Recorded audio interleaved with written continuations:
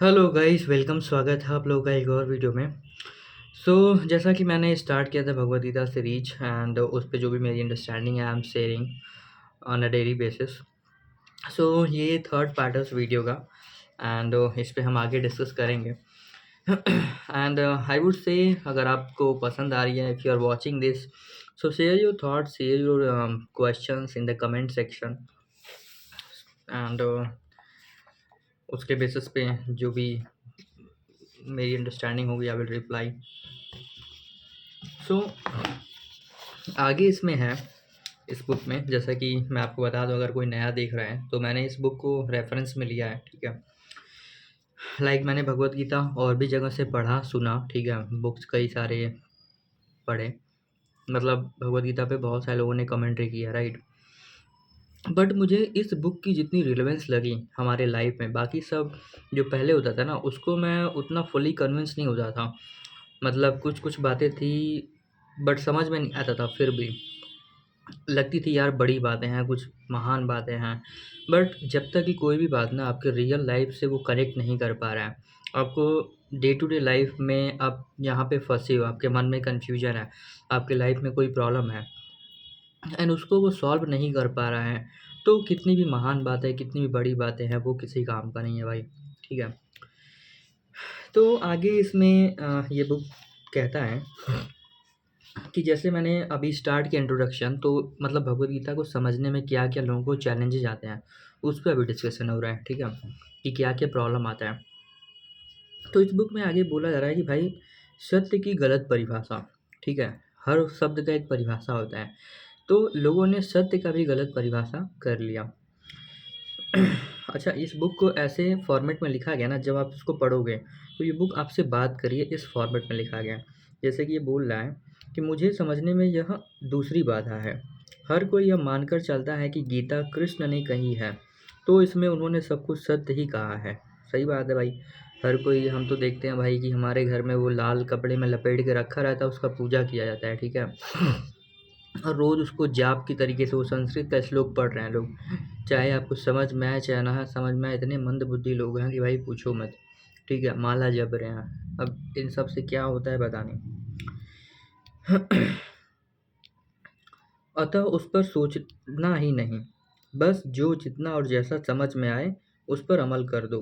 कृष्ण ने कहा, मैं जुआ हूँ तो सोचो ही मत, चुपचाप जन्माष्टमी पर जुआ खेलने बैठ जाओ।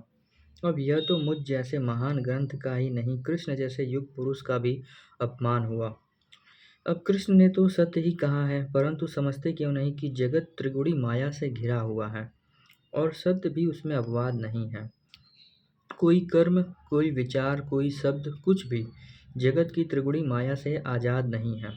और जिसे जगत की त्रिगुणी माया का ही ज्ञान नहीं, वह मुझे तो बहुत दूर की बात है, वह तो संसार में मामूली सत्य तक नहीं समझ सकता है। खैर, अभी तो मैं आपको सत्य की त्रिगुणी माया के बाबत बता रही थी। यह सच है कि गीता में सत्य कहा है, परंतु यह बता दूं कि जगत की त्रिगुणी माया के आधार पर सत्य के भी 3 प्रकार होते हैं। ओके।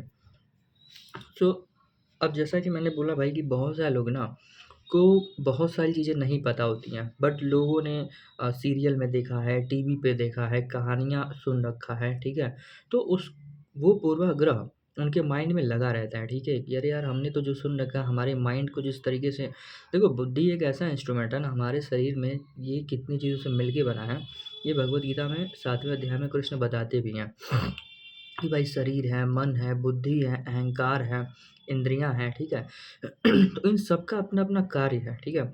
बुद्धि क्या है, बाहर से ज्ञान ग्रहण करती है और जब बार-बार कोई चीज़ रिपीट होती है ना, तो उससे कंडीशनिंग उसका हो जाता है, ठीक है? उसपे एक इम्प्रेशन पड़ जाता है, ठीक है?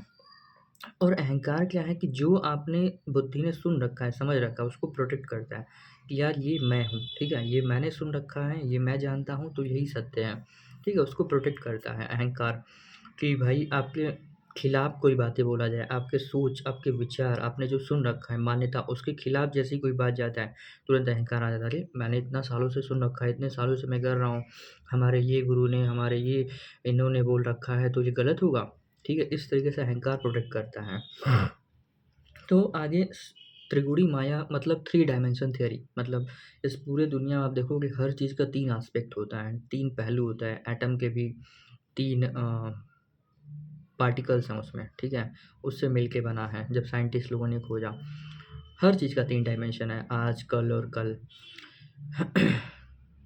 Everything has 3 dimension. तो सत्य के भी 3 डायमेंशन हैं। पहला है सनातन सत्य, एब्सोल्यूट ट्रूथ, ठीक है? सनातन सत्य अर्थात ऐसे सिद्धांत जो हर युग के हर मनुष्य पर बराबरी पे लागू हो, बिना अपवाद और बिना पक्षपात के, जैसे कर्म और उसके फल का सिद्धांत, जैसे जन्म और पुनर्जन्म का सिद्धांत, ठीक है? ये बिना अपवाद सनातन सत्य हैं। अब बहुत सारे रिलीजन हैं, जैसे मुस्लिम धर्म हो गया, क्रिश्चियन हो गया और बहुत सारे, ठीक है? वो जन्म और पुनर्जन्म में मानते ही नहीं हैं कि भाई हमारा, वो बोलते हैं कि भाई यही पहला जन्म है और इसके बाद ख़त्म। बट ऐसा नहीं है। हिंदू धर्म में, हिंदू परंपरा में, सनातन में ऐसा अंडरस्टैंडिंग लोगों को बना, समझे लोगों ने कि भाई एक इंसान का ना एक ही जन्म नहीं है, कई जन्म होते हैं, कई इसके वो हैं। तो ये सनातन सत्य है। कर्म और उसके फल का सिद्धांत, ठीक है, वो भी सनातन सत्य है, ठीक है। तो कर्म का जो जनरल परिप्रेक्ष्य में हम लोग अंडरस्टैंडिंग समझते हैं, वो कर्म और उसके फल का सिद्धांत नहीं है। आगे हम उस पर और डिटेल में डिस्कशन करेंगे। दूसरा है समय का सत्य, ठीक है। पहला सनातन सत्य हो गया, दूसरा है समय का सत्य, जो युग के अनुसार कहे जाते हैं। और कृष्ण अनेकों बार अर्जुन को समझाने हैं तो उस युग के प्रचलित शास्त्रों और परंपराओं का सहारा लेते हैं। हालांकि कृष्ण को अपनी बात कहने और किसी सहारे की आवश्यकता नहीं, परंतु अर्जुन की यह आवश्यकता है। सो कृष्ण मात्र बेहतर संवाद स्थापित करने हेतु उस समय के शास्त्रों के चंद उदाहरण देते हैं, परंतु चूंकि ये सब कोरे उदाहरण मात्र हैं, अतः युग और शास्त्र के परिवर्तित होते ही ये सब भी परिवर्तित हो जाते हैं। लेकिन दुर्भाग्य से हर काल का मनुष्य, गीता में कहे, उन समय के सत्यों को ही ज़्यादा महत्व देता आया है, और यह बात भी मेरा मर्म समझने में बाधा है। अब समय का सत्य का एग्जाम्पल ले लो कि भाई टाइम टू टाइम लोगों ने कई बात कही, ठीक है, उस समय पे मानी जाती थी, उस समय पे चली जाती थी, होती थी। बट आज के समय में उस चीज़ का रिलेवेंस है कि नहीं है, ये बात समझना चाहिए। जैसे कि मान लो भाई एक टाइम था लोग रथ पे सवारी करते थे, धोती कुर्ता पहनते थे, और उस समय का अपना एक जीवनचर्या था लोगों का, कुछ मान्यताएँ थी, ठीक है। तो अब समय बदल गया, ठीक है, तो उसी हिसाब से मान्यताएँ भी बदल गईं, तो वो उस समय का सत्य था, ठीक है। आज वो चीज़ नहीं है, आज वो ख़त्म हो गई हैं, ठीक है। एक समय पे था कि भाई आदमी कई सारे विवाह कर सकता है, ऐसी परंपराएँ थी। आज वो नहीं है, तो वो समय का सत्य था, वो अब बदल गया। एब्सोल्यूट ट्रूथ पहला समय का, दूसरा समय का सत्य, तीसरा है व्यक्तिगत सत्य, ठीक है। तो व्यक्तिगत सत्य, हर एक को यह समझना ही रहा कि कृष्ण ने सारी बातें अर्जुन से कह रहे हैं।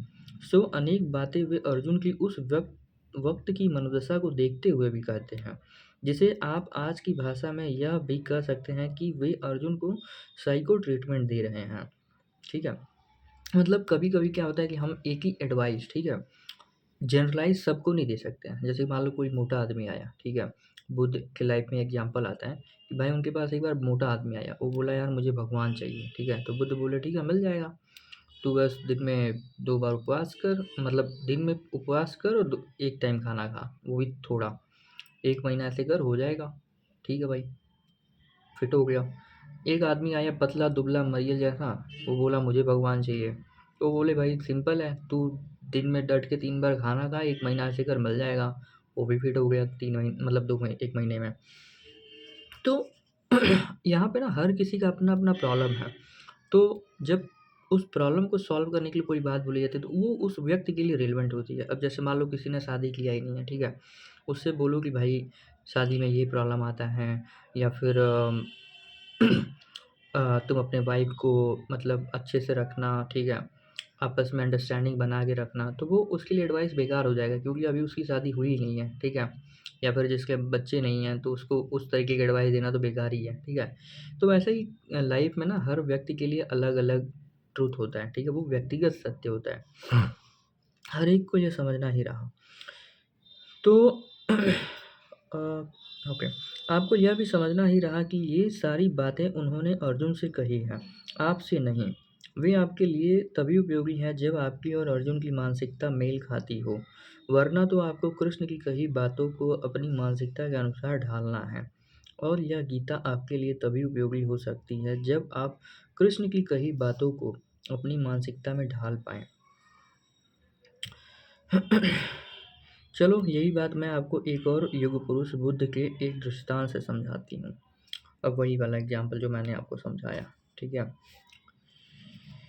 तो ये एक बहुत ही इम्पोर्टेंट चीज़ है कि मतलब लोग मतलब ये भी समझने में वो करते हैं, सत्य क्या है, उसके 3 पहलू होते हैं, वो ये भी एक रुकावट आती है, लोग समझ नहीं पाते हैं, ठीक है? और भाई लाइफ में अगर आप सही चीज़ें नहीं सुन रहे हो, सही चीज़ें समझ नहीं रहे हो, ठीक है?